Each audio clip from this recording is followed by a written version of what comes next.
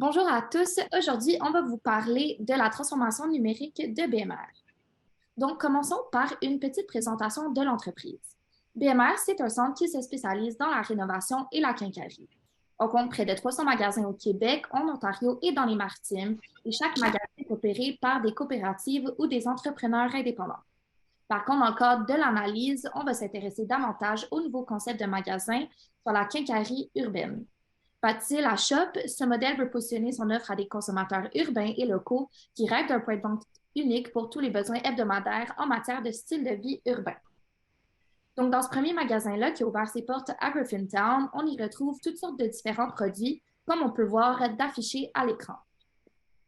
Par contre, en raison des quatre enseignes de BMR, la mise en œuvre d'un tel modèle pose quand même un défi de taille.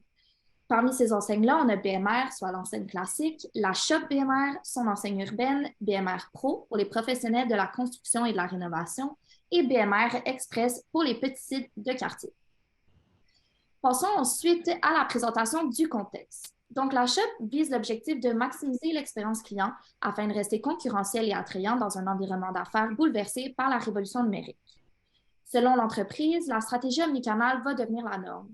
La prochaine génération de magasins devrait être conçue au goût du jour et accueillir une infrastructure technologique qui va permettre d'abolir la frontière entre le physique et le numérique. Ce modèle de magasin possède un avantage concurrentiel parce que les consommateurs veulent toucher les produits avant de les acheter, même si l'achat est finalisé en ligne. Donc enfin, examinons le marché de la rénovation et de la quincaillerie. Pour Renault Dépôt et Rona, deux bannières de Lowe's Canada, un niveau d'omnicanalité a été atteint à l'aide de casiers de ramassage pour les commandes en ligne et une réorientation de la stratégie marketing a facilité le passage à l'ère du numérique. Home Depot, lui, offre une application mobile qui permet entre autres de faire une recherche de produits en magasin à l'aide d'images. Du côté de Canadian Tire, il propose des tours de ramassage dont la récupération peut être faite par code QR. Donc finalement, pour BMR, on voit qu'on occupe quand même un bon rang en matière d'omnicanalité, mais l'étoile sur la carte perceptuelle à l'écran désigne l'emplacement idéal sur lequel on veut se retrouver dans le futur. BMR a remarqué un changement dans la façon de magasiner de leur clientèle. Donc, ce n'était plus une obligation, une corvée, mais plutôt une activité sociale. L'expérience client devenait différente et BMR voulait offrir quelque chose de plus moderne auprès d'une population de 19 à 39 ans urbaine. Donc, ils ont créé un nouveau concept qui est l'omnicanal. À travers ceci, ils ont mis en place des aspects stratégiques, dont la création d'un nouveau modèle de magasin qui se nomme l'achat BMR. Donc, ils ont offert une proposition de valeur différente en offrant un magasinage plus cohérent et adéquat. Ils ont éliminé les frontières entre l'aspect physique et numérique. Donc, ils ont mis en place un nouveau canal de vente. Les produits peuvent être vus en magasin, commandables en ligne et livrables directement à la maison ou on peut aller les chercher aussi aux bornes électroniques. Ils ont créé un entrepôt centralisé où ce qui offrait un maximum de choix. Ils ont basé leur stratégie de contenu sur des canaux traditionnels ou des canaux numériques et leur stratégie était principalement basée autour du numérique, l'humain et le local. Ils ont aussi fait de l'acquisition et de la fidélisation de clients dans les catégories de bricoleurs, amateurs ainsi que professionnels. Ils ont offert une expérience afin de donner une raison aux clients de se déplacer dans l'un des deux l'achat. Pour ce qui est de l'innovation stratégique, BMR a mis en place un nouveau site transactionnel.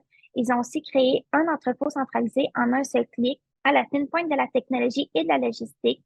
Dans leur commerce, il y avait des écrans technologiques, des démos sur place et commandables par la suite.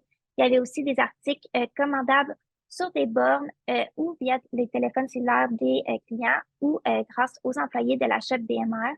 Il y avait aussi la livraison disponible à domicile ou le ramassage rapide dans l'un des shops. Si le ramassage se faisait en magasin, c'était soit via les bornes électroniques ou via les guichets spécifiques. La shop BMR offre maintenant un service plutôt qu'un produit. Pour ce qui est des freins, dans la shop BMR, il n'y avait pas beaucoup de choix, ce qui a fait en sorte que les clients ne voyaient pas la différence entre aller magasiner là ou dans un magasin traditionnel.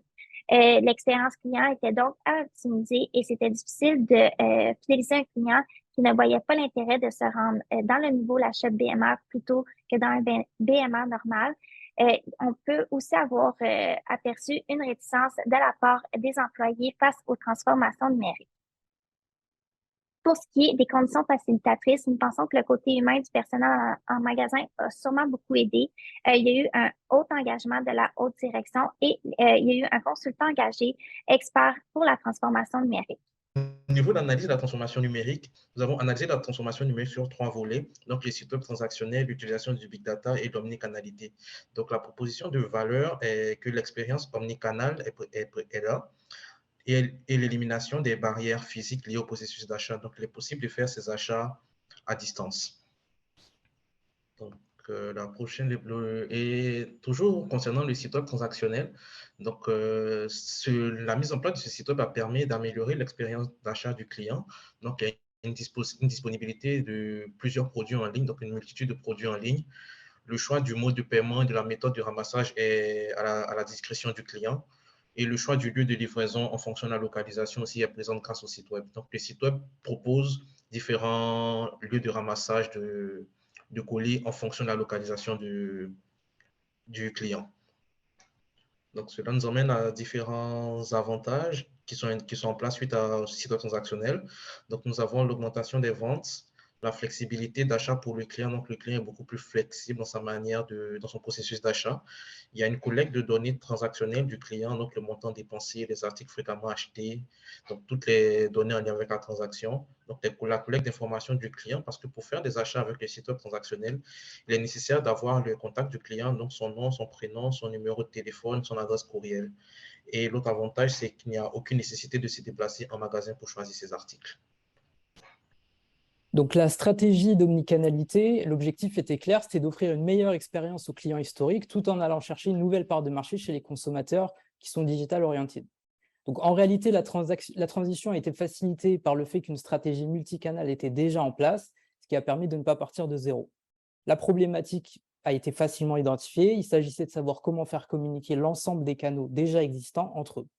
La politique de gestion des stocks de l'ensemble du réseau sur un seul outil a été un réel game changer, et cela a pu se vérifier sur la bas de bilan de l'année 2018, où on a vu une hausse des ventes et des économies qui ont été liées à la bonne gestion des produits.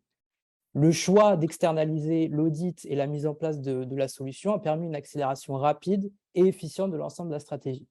Donc, la nouvelle gestion beaucoup plus efficiente des stocks et la mutation vers un seul et unique écosystème a créé une externalité qu'on peut qualifier de positive, puisqu'elle a permis aussi de renforcer la chaîne d'approvisionnement et de logistique et de faciliter les opérations quotidiennes du groupe.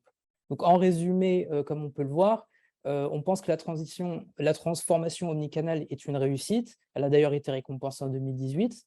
Le groupe a, selon nous, su reconnaître la disruption et s'adapter.